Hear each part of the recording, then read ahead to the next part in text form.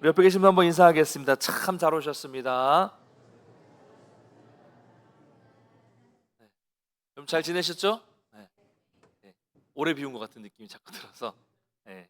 지난주 설교 기억나시나요? 네. 한번 따라해 볼까요? 삶의 전도다. 네. 그렇죠? 한번 더 따라해 볼까요? 미인 대칭. 기억나세요? 네. 미소, 인사, 대화, 칭찬. 네. 그렇죠? 잘 하셔서 여러분 삶으로 전도하시길 바랍니다. 저도 영상으로 설교를 들으면서 많이 은혜를 받고 많이 웃었습니다. 예. 그래서 우리가 이제 앞으로 이제 태신자 작동도 할 테고 10월 달이면 또 새생명 축제를 또 할 텐데요. 제가 뭐 대단하게 뭐 이런 행사를 하진 않지만 미인 대칭 늘 주변에 좋은 이 만남과 이 삶을 통해서 여러분들 주변에 있는 분들을 이렇게 기도하면서 모시고 오고 전도하는 거 참 좋은 것 같아요. 그래서 좋은 도전이 됐을 거라고 생각을 합니다. 지난 시간에는 우리가 지난주죠. 아브라함의 믿음이 절정에 이른 사건을 보았습니다. 사랑하는 아들 이삭을 제물로 바치라는 하나님의 시험 문제에 통과한 것이죠. 여기서 제일 제가 중요하게 봤던 것은 뭐냐면 아브라함의 믿음은 그냥 자기가 말로 하는 말로만 끝난 것이 아니라는 점이에요. 자기가 가장 사랑하는 아들을 어떻게 해요? 드림으로써 실제로 그 말씀에 순종함으로써 자기의 믿음이 진짜 믿음이라는 것을 보였습니다. 하나님 앞에.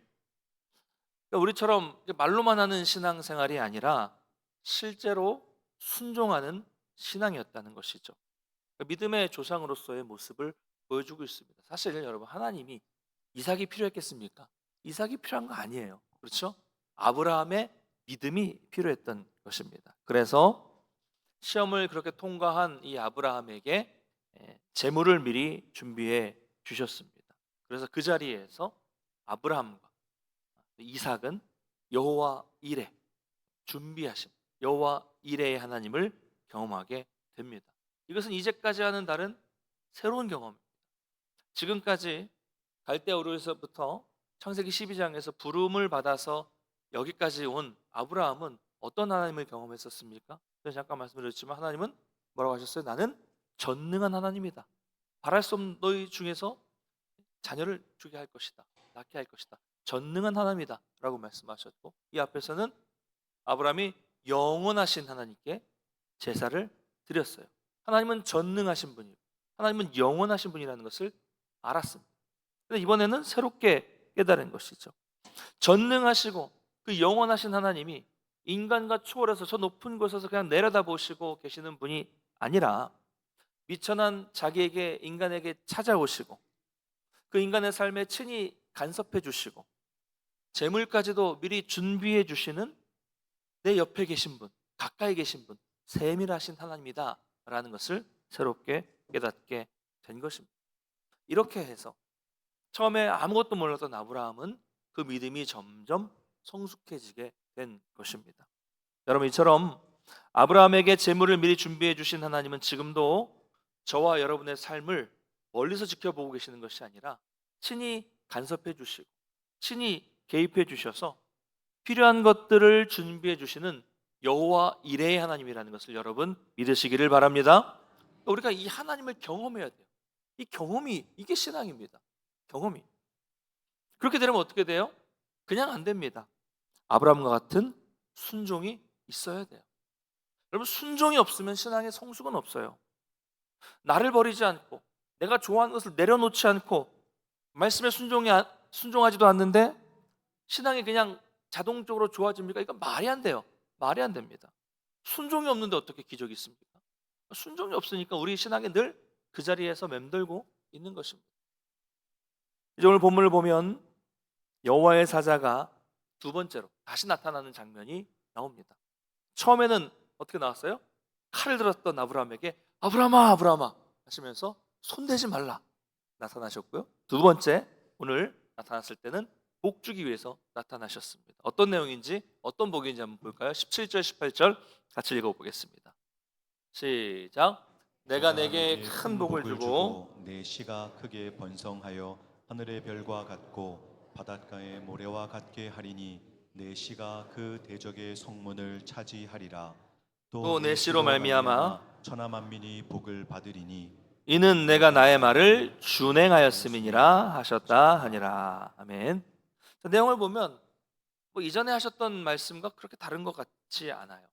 하나님 다시 한번 이전에 하셨던 약속의 내용을 반복해 주셨어요. 그런데 이번 약속에서 중요한 점이 하나 있습니다. 바로 앞에 나오는 16절을 보면 뭐라고 말씀하시냐면 내가 나를 가리켜 맹세하노니라고 말씀하고 있습니다.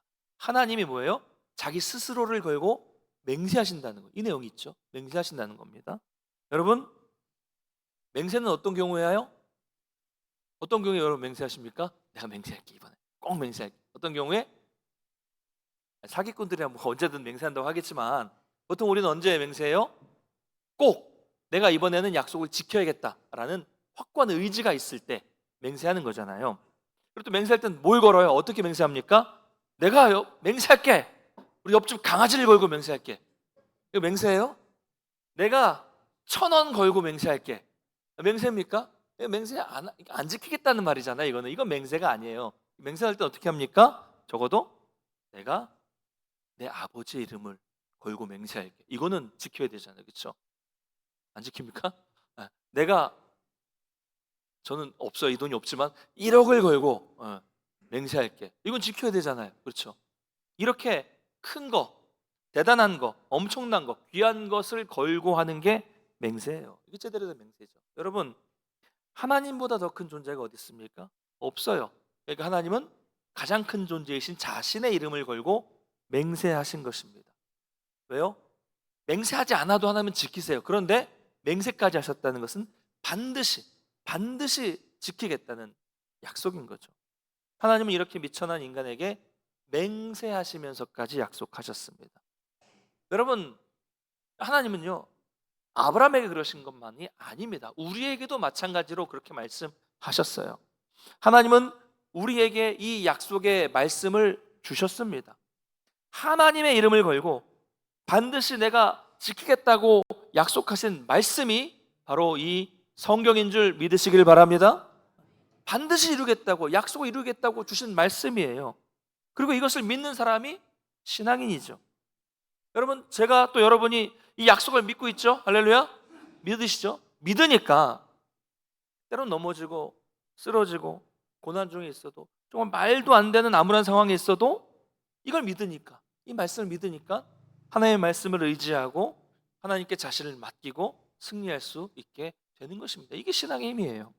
이 약속의 말씀, 반드시 이루시겠다고 약속하시고 맹세하신 이 말씀을 믿으시기를 주님의 이름으로 축원합니다. 여러분, 원래 창조주 하나님은 피조물에게 맹세 같은 거 하시지 않으셔도 돼요. 창조주가 피조물에게 할 수 있는 건 뭐예요? 명령이잖아요. 내가 너를 창조해서 넌 이렇게 해라. 명령입니다. 그런데도 하나님의 마음이 지금 얼마나 기쁘셨으면, 너무 기쁜 거예요. 너무 기쁘셨으니 이렇게 맹세까지 하셨을까요? 그래서 하나님의 마음이 얼마나 기뻤는가를 보면 이사야 41장을 보면 하나님은 아브라함을 뭐라고 부르시냐면 나의 벗 아브라함의 자손아, 나의 벗이다 라고 말씀하고 있어요. 오죽하면, 얼마나 기쁘면 하나님께서, 창조주 하나님께서 피조물인 아브라함을 나의 벗이다, 나의 친구다 라고 하셨겠습니까? 여러분, 혹시 막역한 친구분 중에 높은 자리에 계신 분이 계세요? 네. 막역한 친구분 중에서 엄청난 재력을 가진 분이, 빵빵한 재력을 가진 분이 계십니까? 그러면 내 친구가 그렇다고 얼마나 이게 힘이 되겠어요. 그런데 창조주 하나님이 친구라면 어떨까요?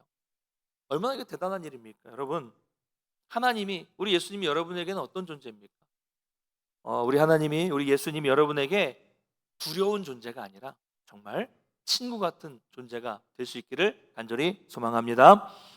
자, 오늘 말씀을 좀 더 보겠습니다. 또 오늘 말씀을 보면 하나님 뭐라고 말씀하시냐면 네가 네 아들 독자까지도 아끼지 않았다라고 말씀하십니다. 하나님은요, 우리가 포기할 때, 내 것을 포기할 때 너무 기뻐하신다는 것을 알 수 있어요. 근데 그 포기하는 거요, 빼앗으려고 하시는 거 아니잖아요. 그렇죠? 이삭을 달라고 하셨는데 이삭을 빼앗아 가셨습니까? 아니잖아요. 다시 돌려주셨어요. 가장 소중히 여기는 것을 하나님 앞에서 아끼지 않을 때 하나님은 정말로 기뻐하신다라는 것을 우리는 말씀을 통해서 알 수 있습니다. 자, 또 한번 더 18절 한번 다시 한번 읽어보겠습니다. 18절 시작. 또 내 씨로 말미암아 천하 만민이 이는 내가 나의 말을 준행하였음이니라 하셨다 하니라. 자, 천하 만민이 내 씨로 인해 너의 씨로 말미암아 복을 받을 것이다라고 하십니다. 이건 앞에 계속했던 이야기죠. 축복의 통로, 복의 근원이 된다. 너로 말미암아. 너를 축복하는 자에게 내가 축복을 내리고 너를 저주하는 자에게 내가 저주를 내리다. 너는 축복의 통로, 복의 근원이다. 계속 말씀하셨어요. 여러분, 그건 정말 중요한 일입니다. 아브라함 한 사람이 하나님의 말씀을 듣고 순종하였더니 수많은 사람이 아브라함의 씨로 말미암아 복을 받게 된다는 것이죠. 순종 때문에. 대단한 일이죠. 여러분, 하나님께서 천하 만민이 내 씨로 말미암아 복을 받는다. 그 이유가 뭐예요? 뭐라고 말씀하십니까? 그 뒤에 네가 나의 말을 준행하였습니다. 순종했기 때문이라는 거예요. 아브라함의 순종 때문에 수많은 사람이 복을 받게 된다는 겁니다. 자, 대표적으로 또 예수님, 예수 그리스도 그 한 분의 순종으로 인해서 온 인류의 죄가 사해지고 우리가 구원받게 되었습니다. 할렐루야. 한 사람의 순종이 얼마나 중요한지를 우리는 깨달을 수 있습니다. 반대 경우도 있어요. 그런데 한 사람으로 말미암아 모든 사람이 저주를 받고 한 사람으로 말미암아 모든 사람이 죽게 되는 경우가 있죠. 전에 말씀드렸죠. 캄보디아 한 사람의 폴포트라는 그런 사람으로 인해서 200만 명 이상의 킬링필드에서 사람들이 죽어갔어요. 북한도 마찬가지죠. 히틀러 마찬가지예요. 여러분 어떤 사람이 되고 싶으십니까? 여러분 준행한다. 나의 말을 준행하였습니다. 준행한다는 말이 뭐예요? 준행이 뭡니까? 듣고 순종한다. 그렇죠? 듣고 순종한다는 겁니다. 우리가 하나님의 말씀을 잘 듣는다라고 말할 때는 뭘 말하는 겁니까? 귀로만 듣는 것을 말하는 것이 아니에요. 듣는다는 건 귀로만 듣는다는 것을 말하는 것이 아닙니다. 저는 어릴 때부터 우리 부모님의 말씀을 아주 잘 들었어요. 그랬을 것 같죠? 무슨 의미냐면 귀로 듣기는 잘 들었다는 말입니다. 그러니까 지금 제 아이가 이제 9살인데 제 아이만한 나이 때 저희 부모님은 이른 아침부터 일을 하러 나가셨어요. 출근하시면서 저에게 당부하면서 이렇게 말씀하셨습니다. 진모야, 냉장고에 반찬이 있으니까 꺼내 먹고 밥솥에서 밥 퍼서 국하고 같이 밥을 먹어라. 그리고 남은 반찬과 국은 꼭 냉장고에 넣어놔야 된다. 연탄은 2시가 되면 갈아야 된다. 그리고 저녁은 먹을 게 없으면 배고프면 저기 밑에 중국집 내려가서 짜장면을 이 돈 가지고 짜장면을 사 먹어라 라고 당부를 신신당부를 하고 가셨어요. 그럼 저는 대답을 잘해요. 네, 그렇게 할게요. 알았어요. 얘기를 합니다. 그런데 밤늦게 부모님이 들어오시면 어떻게 돼 있어요? 반찬은 다 상해 있고 연탄은 꺼져 있고 짜장면 사 먹으라고 준 돈을 불량식품 사 먹어가지고 저녁에 배가 고파가지고 지쳐서 잠들어 있습니다. 이게 들은 겁니까? 네, 그럴게요 라고 말했죠. 그래서 어머니가 물어봐요. 야, 아침에 뭐라고 했어? 반찬은 냉장고에 넣어놓으라고 말씀하셨고 짜장면 사 먹으라고 하셨고 그 다음에 연탄은 2시에 가르라고 하셨어요. 알긴 잘 알아요. 대답은 잘 알아요. 듣긴 들었어요. 근데 뭐가 없어요? 안 했어요. 우리가 이렇게 신앙생활하고 있다니까요. 우리가 이렇게 신앙생활하고 있습니다. 듣기는 잘 들어요. 대답은 정말 잘해요. 얼마나 멋지게 말을 잘합니까? 내가 주의 영광을 위하여 이 나라 이 민족을 위해서 가겠습니다. 저 5대양 6대주 복음을 들고 가겠습니다. 내 생명 다해서 충성하겠습니다. 내 모든 것 들여서 충성하겠습니다. 말은 잘하지만 듣기는 잘 듣지만 순종하지 않아요. 이건 준행한 것이 아닙니다. 순종이 아니에요. 잘 듣는다는 것은 듣고 순종하는 데까지 가는 거예요. 여러분, 특별히 우리가 결정적인 순간에 하나님의 말씀을 잘 듣고 그대로 순종하심으로써 하나님의 복을 받으시고 그 복을 나만 누리는 것이 아니라 오늘 아브라함처럼 나 때문에 주변 사람들이 복을 받게 만드는 그런 축복의 통로가 되시기를 간절히 축복합니다. 하나님 이렇게 스스로를 걸고 맹세하셨어요. 반드시 지키겠다고 맹세하셨습니다. 이처럼 하나님은 한 번 하신 약속은 반드시 지키는 분이십니다. 사람은 못 믿죠. 사람은 변해요. 마음도 변하고 말도 변하고 금방 바뀝니다. 때로는 아무런 사심 없이 선한 마음으로 다른 사람을 도와주었다가도 나중에 두고두고 생각해 보니까 내가 도와줬는데 적절한 보상을 받지 못했다고 불평하는 것이 그게 인간이에요. 그러나 하나님은 약속을 반드시 지키십니다.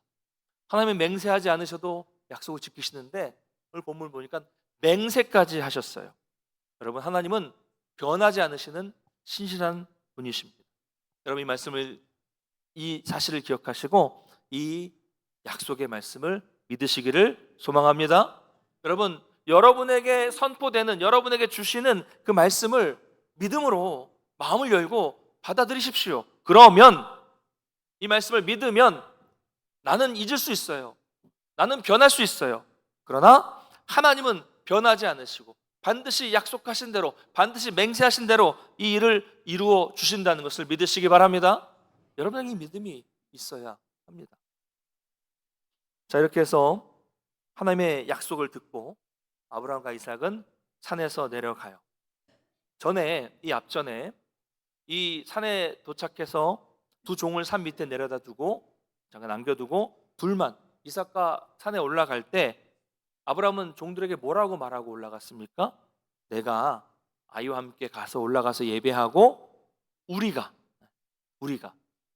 다시 너희에게 돌아올 것이다. 이렇게 이야기하고 올라갔잖아요. 그렇죠? 그 말대로, 그 믿음대로 지금 이루어졌습니다.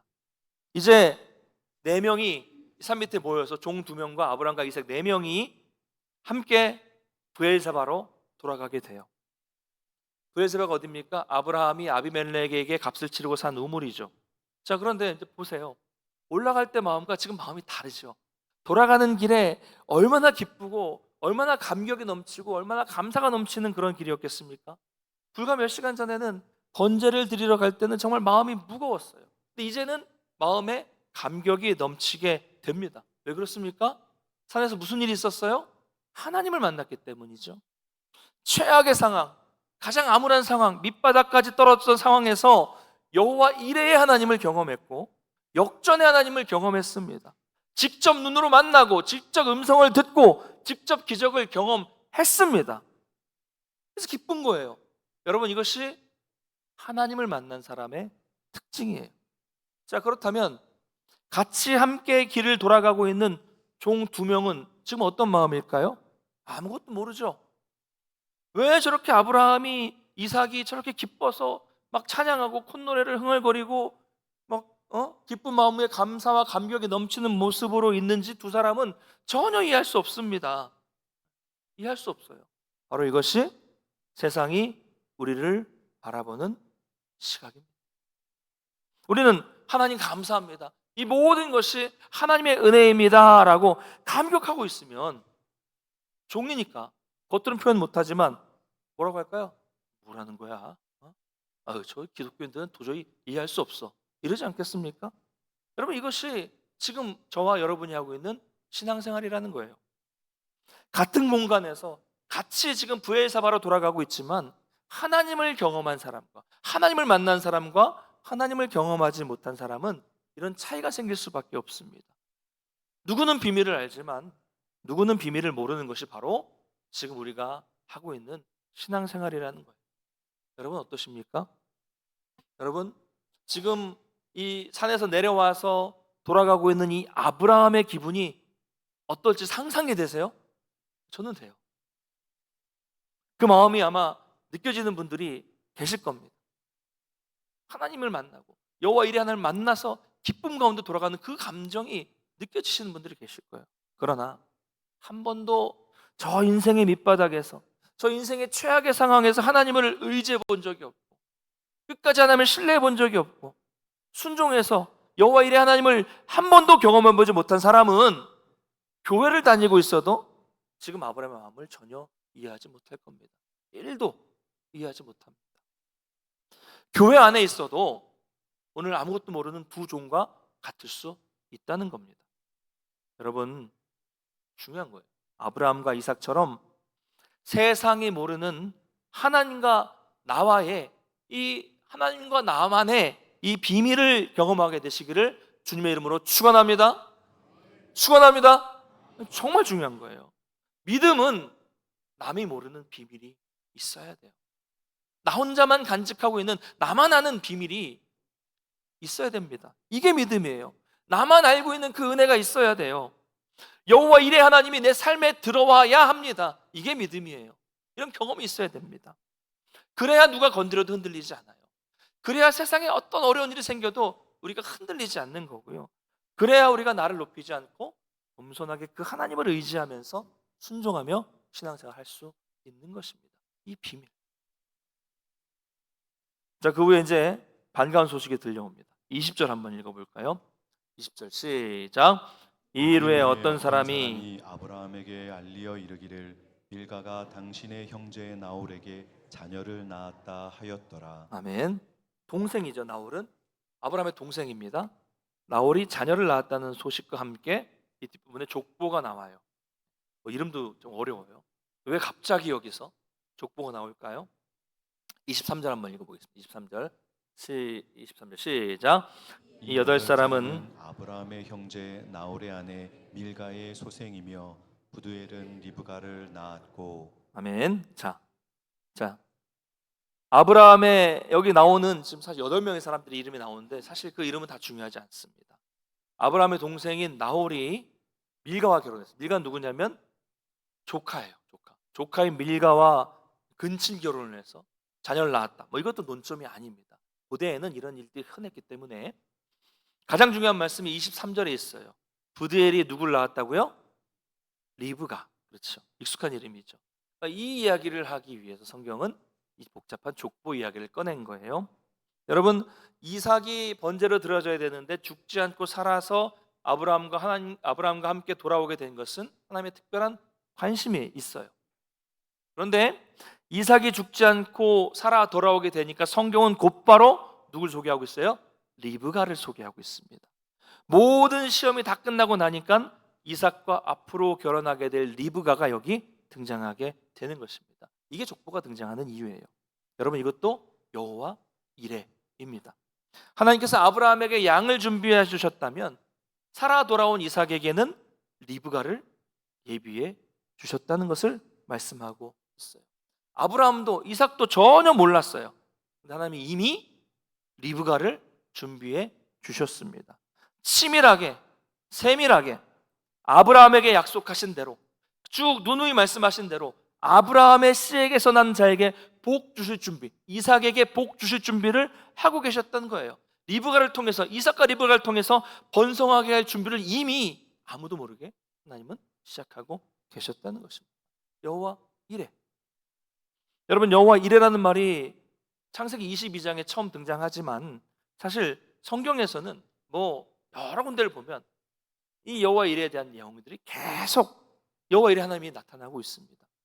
여러분, 이스라엘이 출애굽했을 때 광야의 음식이 어디 있습니까? 그런데 어떻게 40년을 살았어요? 이스라엘 백성들이 몇 명이에요? 장정만 60만. 계산해 볼까요? 전에도 계산해 봤는데 장정만 60만이라는 얘기 가장이 60만 명이라는 얘기죠. 그럼 가장이 60만 명이면 아내들 한 명씩 포함하면 몇 명이에요? 정확하게 얘기 안 해도 대충 120만, 대충 있는 사람 없는 사람 다 있게 120만. 그러면 그 자녀들이 한 명, 두 명만 있었다고 하면 산수가 안 되시네. 120만에서 자녀가 두 명 있었다? 240만. 그렇죠? 240만만 있습니까? 이제 60세를 넘으신 어르신들이 계실 거 아니에요. 양가 부모님들 4분씩. 그렇죠? 양가 부모님 4분 계시겠죠. 그 중에 한 분만 살아 계셔도 몇 명이에요? 300만. 그렇죠? 240만 중에서 한 분씩만 살아 계신다고 해도 300만이에요. 최소. 엄청난 인구가 어디서 뭘 먹습니까? 광야에서, 사막에서. 그런데 하나님께서 만나를 보내주셨어요. 또 메추라기를 보내주셨습니다. 여호와 이레. 그렇죠? 다 계획이 있어요. 하나님. 그러면 300만에 옷은 어디서 구하고 신발은 어디서 구합니까? 사막에서. 한 명이 신발이 떨어졌다고 해서 신발을 자 오늘부터 우리가 신발 공급해 주겠습니다. 300만 개. 옷을 구해요. 어디서? 그래서 하나님이 옷과 신발이 해지지 않게 하셨고 발이 부르트지 않게 하셨어요. 여호와 이레. 마실 물은 어디 있습니까? 쉴 곳은 어디 있습니까? 그 많은 사람들이 그런데 물을 주셨고 구름 기둥과 불 기둥으로 인도해 주셨어요. 여호와 이래요. 여러분 성경을 보시면 이런 일들은 너무나도 많이 일어나고 있습니다. 성경만 그런 게 아닙니다. 교회사에도 또 우리에게도 여러분에게도 마찬가지예요. 저와 여러분의 삶에는 인간의 언어로 지식으로 이해하지 못하고 설명하지 못하는 일들이 계속해서 일어나고 있어요. 그렇죠? 여러분 옆에 있는 한번 얼굴 보십시오. 보십시오. 뒤에 앞에 뭐 부부끼리 앉아 계시는 분이 계시고 친구들끼리 뭐 성도님께 앉아 계시겠지만 서로 어쩌다 만나셨어요? 어떻게 다 만나셨어요? 말로 설명이 됩니까? 여러분 어쩌다가 여기까지 오셨어요? 말로 설명할 수 있습니까? 어쩌다 동문교로 오셨습니까? 네. 저도 어쩌다가 연고도 없는 안동으로 오고 어쩌다가 동문교로 왔을까요? 말로 설명이 됩니까? 우리가 이것을 다 이해하고 설명할 수 있습니까? 우리 모든 것을 주관하시고 준비해 주시는 하나님의 놀라운 계획을 우리가 다 알 수 있을까요? 우리가 말로 할 수 없는 일들이 너무 많습니다. 여호와 이랬죠. 제가 방황을 하면서 직장 생활을 하다가 이제 신학대학교로 신학을 이제 뭐 잠깐 하다가 말았으니까 신학대학교로 이제 편입을 하게 됩니다. 3학년으로 들어가는 거죠. 근데 신학대학교에 신학과에 두 군데를 지원을 했습니다. 근데 두 학교에 다 합격을 했어요. 네. 제 자랑하는 것 같죠? 네. 사실은 자랑이 아닙니다. 네. 두 군데 다 합격했어요. 편입에는 보통 일반 편입이라는 게 있고 학사 편입이라는 게 있습니다. 일반 편입은 이전 학교를 뭐 2년제를 다녔거나 2년까지 마쳤거나 했을 때 한 70학점을 인정해줘서 주는 그런 편입이 일반 편입이에요. 2년만 다니면 되고, 근데 학사 편입은 이전 학교를 4년을 다녀서 학사 졸업장이 있는 사람이 지원할 수 있는 것이 학사 편입입니다. 제가 두 학교에 다 붙은 이유는 공부를 잘해서도 아니고 학점이 좋아서도 아니고 시험을 잘 봐서도 아닙니다. 일반 편입은 경쟁률이 4대1, 5대1이 됐는데 또 어려웠죠. 근데 학사 편입은 두 학교 모두 딱 한 명 뽑는데 몇 명이 지원했을까요? 네, 어떻게 잘하세요? 이렇게 딱 한 명 뽑는데 딱 한 명이 지원한 거예요. 네, 저요. 네. 그래서 합격했습니다. 저는 사실 그때 준비가 덜 됐어요. 아직 막 신학을 할까 막 고민을 하고 있었고, 그래서 만약에 성경 시험을 보거나 영어 시험을 보는 편입 학교였다면 떨어졌을 거예요. 근데 감사하게도 저 혼자 지원했고 또 감사하게도 면접만 보는, 네. 이전 학교에 학점도 보는데 한 명이 더 있었으면 제가 아마 학점 안 됐을 거예요. 근데 면접과 학점만 보는 학교에 들어갔기 때문에 다 합격했습니다. 여호와 이래죠? 네. 이래요. 여호와 이래. 아직 부족하지만 저를 하나님이 받아주신 거죠. 자, 또 한 학교에 면접을 들어갔어요. 제가 면접에 되게 약해요. 내성적이라서 말 잘 못합니다. 근데 면접에 들어가니까 총장님이 앉아 계시고 제 면접장에는 교무처장님이 앉아 계시고 무서웠어요. 총장님이 앉아 계시고 교무처장 교수님이 앉아 계시는데 딱 보더니 철학과네. 그리고 총장님 아들이 철학과였어요. 그러더니 교무처장님하고 총장님하고 둘이 같이 아드님 얘기만 하더라고요. 그렇게 저 앉혀놓고 막 아드님 얘기하면서 막 즐겁게 얘기하다가 웃으면서 나중에 봅시다 이러고 나왔어요. 여호와 이래. 그리고 나중에 이제 두 학교를 선택해야 돼요. 두 학교 중에 한 곳을 선택해야 되는데 고민이 많았습니다. 그래서 물어봤어요. 그 중에 이제 어디를 가야 될까요? 하고 그때 당시에 잠깐 사역하고 있었던 교회의 목사님께 여쭤봤습니다. 전에 한번 오후 예배 때 설교하러 오신 남양주에 계시는 목사님이셨는데 그분이 딱 듣자마자 한 학교를 딱 지목해 주셨어요. 사실 저는 이름만 알지 잘 모르는 학교였거든요. 그 학교보다는 여기가 이제 종합대학교 큰 학교였기 때문에 여기를 가고 싶었어요. 그런데 목사님은 이 학교를 작은 학교를 지목해 주신 겁니다. 그러면서 이렇게 말씀하십니다. 그 학교는 아직 종합대학교가 아니고 신학대학교이기 때문에 물론 인간받은 신학대학교이기 때문에 과가 신학과 뭐 선교학과 뭐 교회음악 이런 것밖에 없었습니다. 작은 교회 완전 신학대학교죠. 작은 신학교이기 때문에 아직 그 학교는 물들지 않았다. 그러니까 처음 신학을 하기에 아주 좋고 건전하고 건강한 학교니까 그 학교로 가라 라고 말씀을 하셔서 지하철 타고 한 번에 갈 수 있는 큰 종합대학교 신학과를 포기하고 버스를 타고 전철을 1시간 이상을 타고 마을버스까지 타고 들어가야 되는 1시간 반 이상이 걸리는 용인의 작은 신학대학교를 가게 됐습니다. 놀라운 사실은 거기에서 제 신앙이 완전히 회복되고 지금도 이제 2002년에 갔으니까요. 2002년에 갔으니까 20년 넘게 동역하고 교제하고 있는 동역자들을 거기서 만나게 됐어요. 여호와 이레. 할렐루야. 여러분, 세상 사람들은 제 이야기를 들으면 뭐라고 말할까요? 아이고 참 운도 좋다. 어떻게 딱 한 명 뽑는데 한 명이 지원했어. 참 재수 좋다. 우연이다. 혹은 제가 또 열심히 노력했으니까 그런 결과가 있는 거야. 뭐 이렇게 말할 거예요. 이 모든 것에 대해서 세상 사람들에게 제가 하나님이 인도하셨다라고 말하면 사람들 뭐라 그래요? 쟤 뭐래? 비웃어요. 비웃어요. 왜 그렇습니까? 이런 세계를 그분들은 모르거든요. 그러나 여러분, 우리는 알고 있습니다. 그렇죠? 무엇을 알고 있습니까? 우리 인생은 내 손에 있지 않다는 것. 할렐루야. 알 수 없는 큰 힘에 의해서 움직이고 있다는 것을 우리는 알아요. 그 힘은 바로 하나님의 주권입니다. 할렐루야. 그러므로 우리가 하나님께 붙어 있을 때 우리는 존재의 의미와 삶의 목적을 알 수 있는 것입니다. 사랑하는 성도 여러분, 양을 준비하시고 이삭을 살리시고 아브라함도 이삭도 모르는 사이에 리브가를 준비하신 하나님, 제 인생에서 갈 길을 예비해 주신 그 하나님, 여러분의 인생에서 지금도 한치의 오차도 없이 준비해 주시는 그 여호와 이레의 하나님을 만나시기를 축복합니다.